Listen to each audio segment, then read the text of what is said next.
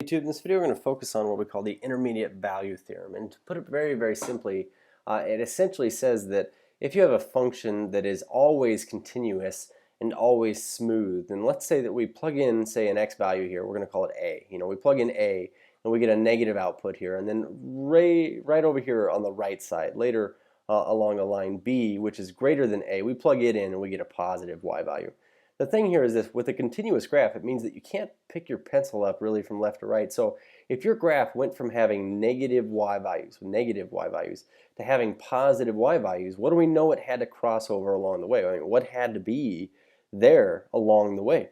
And if you've gone from negative to positive or positive to negative, then what we know is that somewhere along the line here, there was some input value between a and b, we're going to call it c, that when we plug it into the function, you had to go through 0, because you could not, on a continuous function, you could not get from negative y values to positive y values without going through a y value 0 in between. So what this does is it's really kind of useful when we look for zeros of a function where we're not really sure what the zeros are, but we do know this. We know that at this x value we were negative y values, and at this x value we were positive y values. We know that between those two x values then is an x value that we were at 0.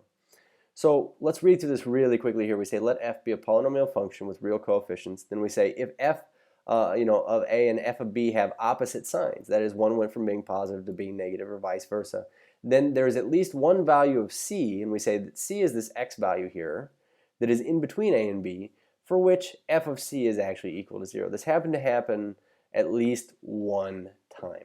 So we say equivalently, we say the equation f of x equals 0 has at least one real root between a and b. So when we look at something like this, it says show that the polynomial function f of x here has at least one real 0 between -3 and -2. Now I know that -3 and -2 are back-to-back x values here, and they wouldn't have to be back-to-back, but what I can tell you is this: when I plug in -3, let's go ahead and do this here. This is pretty easy to show that there must be a 0 in between -3 and -2. Okay, so everywhere I see an x, I'll plug in that, and then we're going to go find f of -2 next here.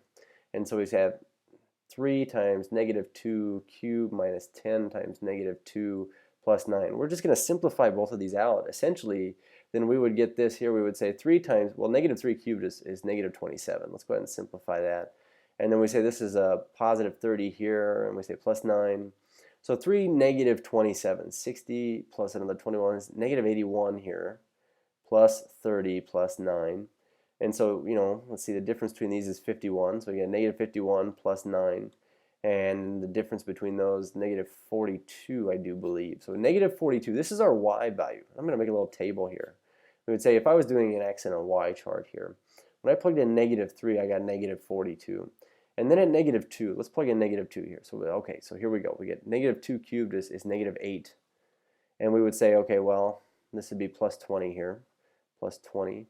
Plus 9, and so we would say -24 plus 20 plus 9, which gives us a -4 plus 9, this is kind of significant here. We got a positive 5, and so we say on my table here I went to positive 5. So how do I know? It says show that the polynomial function has a real 0 between -3 and -2.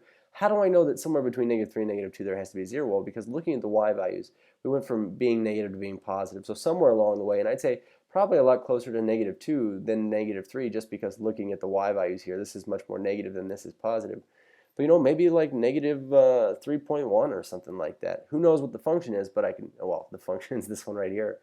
And we could go find the zeros, but I'm just saying, this shows that there must be a 0 between those two x values. Cheers.